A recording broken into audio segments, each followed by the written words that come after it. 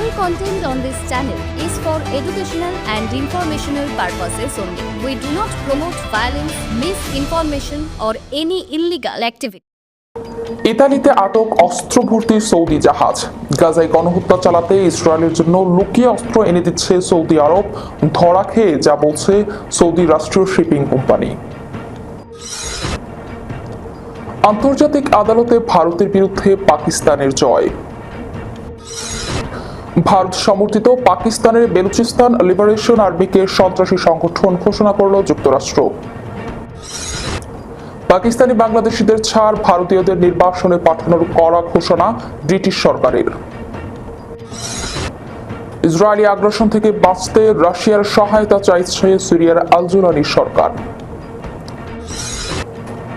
Israel থেকে $40 million নজরদারি প্রযুক্তি কিনেছিল পলাতক হাসিনার আওয়ামী লীগ সরকার, টেকনো গ্লোবাল ইনস্টিটিউটের অনুসন্ধান। শুনছিলেন সংবাদ শিরোনাম, এবারে বিস্তারিত। ইতালিতে আটক অস্ত্র ভর্তি সৌদি জাহাজ। গাজায় গণহত্যা চালাতে ইসরায়েলের জন্য লুকিয়ে অস্ত্র এনে দিচ্ছে সৌদি আরব। ধরা খেয়ে সৌদি রাষ্ট্রীয় শিপিং কোম্পানি একটি বিবৃতি জারি করেছে। সংবাদ মাধ্যমের প্রতিবেদনে বলা হয়, বাহরি ইয়ামরুম নামের সৌদি জাহাজটি গত শুক্রবার বন্দরে পৌঁছায়। পরিকল্পনা ছিল জেনোয়া থেকে অস্ত্র বোঝাই করে তা আবুধাবিতে নেওয়া হবে, সেখান থেকে অস্ত্র ইসরায়েলে পাঠানো হবে। এমন খবর প্রকাশ পাওয়ার পর নেটিজেনদের মধ্যে তীব্র প্রতিক্রিয়া দেখা যায়। অনেকে মন্তব্য করেছেন, গাজায় গণহত্যা শুরুর প্রথম থেকে ইসরায়েলের গোপন সঙ্গী সৌদি আরবের প্রশাসন। দ্য ক্রেডেলের প্রতিবেদনে বলা হয়, ইতালির জেনোয়া বন্দর কর্মীরা জানতে পারেন জাহাজটিতে ইতিমধ্যে অস্ত্র ও গোলাবারুদ রয়েছে, যা ইসরায়েলে পৌঁছানোর কথা। এরপর প্রায় 40 জন কর্মী জাহাজে প্রবেশ করে অস্ত্রের উপস্থিতি নিশ্চিত করেন। জেনোয়ায় আসার আগে সৌদি জাহাজটি যুক্তরাষ্ট্রের মেরিল্যান্ডে গিয়েছিল এবং সেখান থেকে অস্ত্র বোঝাই করা হয়। জেনোয়ার autonomous collective port worker and union এর সদস্য জোসেনিফুই বলেন, আমরা যুদ্ধের জন্য কাজ করি না। তিনি জানান, এই ঘটনাকে অস্ত্র চোরাচালান হিসেবে ধরে জেনোয়া বন্দর কর্তৃপক্ষ ভবিষ্যতে এমন ঘটনা ঠেকাতে স্থায়ী পর্যবেক্ষক দল গঠনের প্রতিশ্রুতি দিয়েছে। এর আগে 2019 সালের জেনোয়া বন্দরের কর্মীরা ও একইভাবে অস্ত্রবাহী একটি জাহাজ আটকে দিয়েছিলেন। গাজায় 2023 সালের 7 অক্টোবর থেকে ইসরায়েলের গণহত্যা চলমান থাকায় ইউরোপের বিভিন্ন দেশের বন্দর কর্মীরা ইসরায়েলমুখী অস্ত্র সরবরাহ ঠেকাতে সক্রিয় রয়েছে। সম্প্রতি 4 জন ফ্রান্সের ফোর্স মাসে বন্দরের কর্মীরাও ইসরায়েলের জন্য আনা অস্ত্র উপকরণ জাহাজে তুলতে অস্বীকৃতি জানান, ফলে জাহাজটি বোঝাই না করেই ফিরে যায়। এদিকে ইসরায়েলের অস্ত্র পরিবহনের সঙ্গে জড়িত থাকার অভিযোগ অস্বীকার করেছে সৌদি আরবের রাষ্ট্রীয় শিপিং কোম্পানি বাহরি। সোমবার 11 আগস্ট তাদের ওয়েবসাইটে জারি করা এক সরকারি বিবৃতিতে কোম্পানিটি বলেছে, এই অভিযোগগুলো সম্পূর্ণ মিথ্যা এবং ভিত্তিহীন। ফিলিস্তিনি স্বার্থে সৌদি আরবের প্রতিষ্ঠিত নীতির প্রতি পূর্ণ প্রতিশ্রুতির উপর জোর দিয়ে কোম্পানিটি দাবি করেছে, তারা ইসরায়েলের কখনো কোনো পণ্য বা চালান পরিবহন করেনি এবং কোনোভাবেই এই ধরনের কোনো অভিযোগে জড়িত ছিল না। কোম্পানিটি আরও জানিয়েছে, তাদের সুনাম নষ্ট করতে পারে না, নীতিমালা ভুলভাবে উপস্থাপন করতে পারে এমন যে কোনো দাবির বিরুদ্ধে আইনি ব্যবস্থা নিতে তারা প্রস্তুত। আন্তর্জাতিক আদালতে ভারতের বিরুদ্ধে পাকিস্তানের জয়। সিন্ধু ওয়াটার্স চুক্তি ইস্যুতে পাকিস্তানের পক্ষে রায় দিয়েছে নেদারল্যান্ডসের হেগ ভিত্তিক স্থায়ী সালিসি আদালত। আদালত বলেছে, ভারতকে পশ্চিমাঞ্চলের 3 নদী সিন্ধু, ঝিলাম ও চেনাবের পানি পাকিস্তানের জন্য বাধাহীনভাবে প্রবাহিত রাখতে হবে। চুক্তির শর্তের বাইরে গিয়ে কোনো বাঁধ বা জলবিদ্যুৎ কেন্দ্র স্থাপনও করা যাবে না। 8 আগস্ট এর রায় দেন আদালত। পাকিস্তান রায়কে স্বাগত জানালেও ভারত এখনো আনুষ্ঠানিক প্রক্রিয়া জানায়নি। খবর টিআরটি ওয়ার্ল্ড।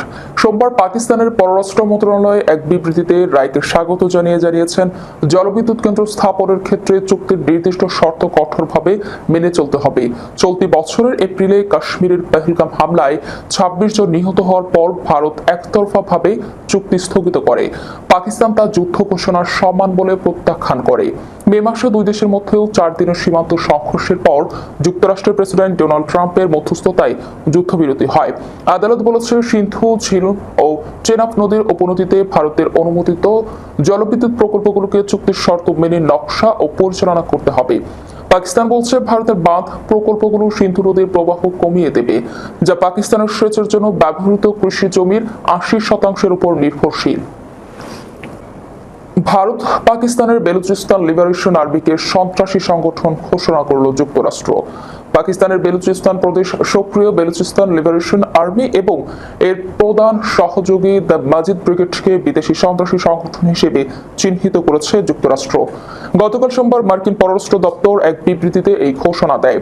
এই পদক্ষেপের মাধ্যমে বিএল এর উপর আন্তর্জাতিক চাপ আরও বৃদ্ধি পাবে বলে মনে করা হচ্ছে। বিএলএ কে 2019 সালে একটি বিশেষজ্ঞভাবে চিহ্নিত বৈশ্বিক সন্ত্রাসী সংগঠন হিসেবে তালিকাভুক্ত করা হয়েছিল। এরপরও এই গ্রুপটি বেশ কয়েকটি সন্ত্রাসী হামলা চালিয়েছে, যার মধ্যে মাজিদ ব্রিগেড এর হামলাও রয়েছে। এসব হামলার কারণে যুক্তরাষ্ট্র বিএলএ এবং এর সহযোগী সংগঠনগুলোকে এফটিও হিসেবে চিহ্নিত করার সিদ্ধান্ত নিয়েছে। বিবৃতিতে সুনির্দিষ্টভাবে কয়েকটি হামলার কথাও উল্লেখ করা হয়েছে। এর মধ্যে রয়েছে 2024 সালে করাচি বিমানবন্দর এবং গোয়াদার বন্দর কর্তৃপক্ষ কমপ্লেক্সের কাছে আত্মঘাতী হামলা। বিএল এর দায় স্বীকার করেছে। এছাড়া 2025 সালে মার্চে কোয়েটা থেকে পেশোয়ারগামী জাফর এক্সপ্রেস ট্রেন ছিনতাইয়ের দায় স্বীকার করে গ্রুপটি। এই নৃশংস হামলায় 31 জন বেসামরিক ও নিরাপত্তা কর্মী নিহত হন এবং 300 জনের বেশি যাত্রী জিম্মি হন। বিএলএ এর যুক্তরাষ্ট্রে থাকা সব সম্পদ বাজেয়াপ্ত করা হবে। মার্কিন নাগরিকদের সঙ্গে তাদের সব ধরনের লেনদেন নিষিদ্ধ করা হবে এবং যারা তাদের সহায়তা করবে তাদের বিরুদ্ধে আইনগত ব্যবস্থা নেওয়া হবে। পাকিস্তানি বাংলাদেশিদের ছাড়, ভারতীয়দের নির্বাসনে পাঠানোর করা ঘোষণা ব্রিটিশ সরকারের। ব্রিটেনে বসবাসকারীদের মধ্যে কয়েকটি দেশের নাগরিকদের কোনো অপরাধের পরিপ্রেক্ষিতে ধরা হলে তাদের আবেদনের আগেই নির্বাসনের নিয়ম রয়েছে। এবার সেই সব দেশের তালিকায় ভারতকে অন্তর্ভুক্ত করেছে ব্রিটেন সরকার। এই সংক্রান্ত 15টি দেশের নতুন তালিকায় যুক্ত হলো ভারতের নামও। এদিকে এই তালিকায় বাংলাদেশ বা পাকিস্তানের মতো দক্ষিণ এশিয়ান দেশের নাম নেই। এই নীতি অনুযায়ী কোনো ভারতীয় নাগরিক ব্রিটেনে অপরাধে দোষী সাব্যস্ত হলে তার আপিল শোনার আগে তাকে প্রথমে নির্বাসিত করা হবে, অর্থাৎ তার নির্বাসন সিদ্ধান্তের বিরুদ্ধে আপিল করে সেই ব্যক্তি নির্বাসন বিলম্বিত করতে পারবেন না এবং তিনি ব্রিটেনে থাকতে পারবেন না। যুক্তরাজ্য সরকার বলছে, কারাগারে উপচে পড়া ভিড় কমানো এবং অপরাধ সম্পর্কে জনসাধারণের উদ্বেগ কমানোই এই নীতির লক্ষ্য। নীতিমালায় বলা হয়েছে, কোনো অপরাধে দোষী প্রমাণিত হলে প্রথমে নির্বাসন করা হবে সেই দোষীকে, তারপর সে আপিল করতে পারবে। এই উদ্যোগের অধীনে নির্বাসিত ব্যক্তিকে ভিডিও লিঙ্কের মাধ্যমে ভারত থেকে তাদের বহিষ্কারের বিরুদ্ধে যে কোনো আপিল শুনানিতে অংশ নিতে পারবে। তবে বহিষ্কারের বিষয়টি বিবেচনা করার আগে সন্ত্রাসী, খুনি এবং যাবজ্জীবন সাজাপ্রাপ্ত ব্যক্তিদের ব্রিটেনে তাদের সাজা ভোগ করতে হবে।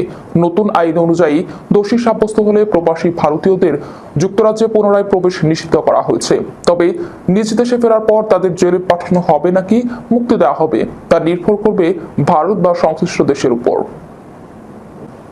দক্ষিণ প্রদেশের রাশিয়ার সামরিক পুলিশ টহল পুনরায় শুরু করার জন্য মস্কোর কাছে আহ্বান জানিয়েছে সিরিয়ার আবু মুহাম্মদ আল জুলানির নেতৃত্বাধীন সরকার।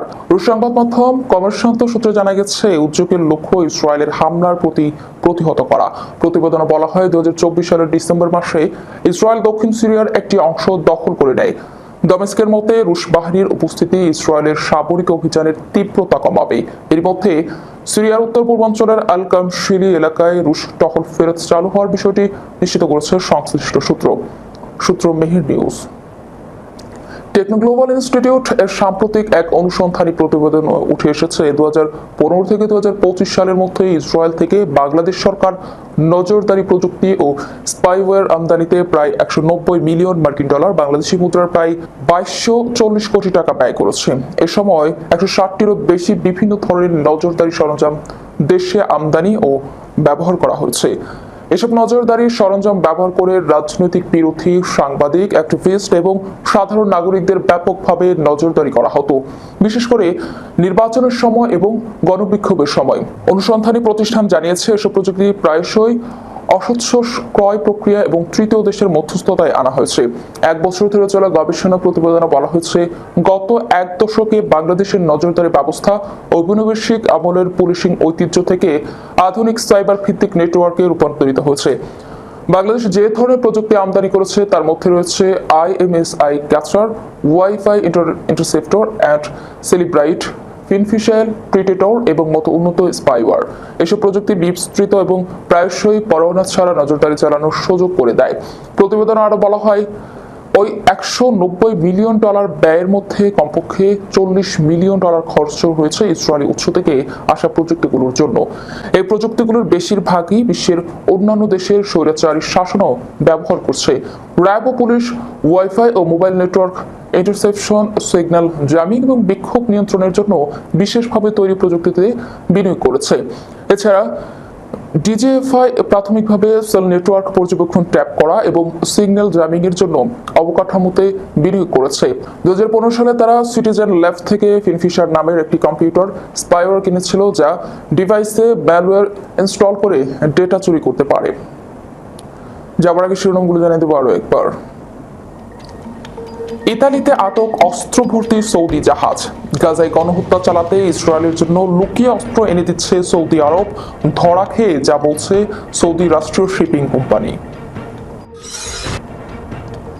আন্তর্জাতিক আদালতে ভারতের বিরুদ্ধে পাকিস্তানের জয়। ভারত সমর্থিত পাকিস্তানের বেলুচিস্তান লিবারেশন আর্মিকে সন্ত্রাসী সংগঠন ঘোষণা করল যুক্তরাষ্ট্র। পাকিস্তানি বাংলাদেশিদের ছাড়, ভারতীয়দের নির্বাসনে পাঠানোর কড়া ঘোষণা ব্রিটিশ সরকারের। ইসরায়েলি আগ্রাসন থেকে বাঁচতে রাশিয়ার সহায়তা চাইছে সিরিয়ার আল জুলানি সরকার। ইসরায়েল থেকে $40 মিলিয়ন নজরদারি প্রযুক্তি কিনেছিল পলাতক হাসিনার আওয়ামী লীগ সরকার, টেকনো গ্লোবাল ইনস্টিটিউটের অনুসন্ধান। এই ছিল এখনকার মতো। পরবর্তী সংবাদ দেখার আমন্ত্রণ রইল। ধন্যবাদ সবাইকে।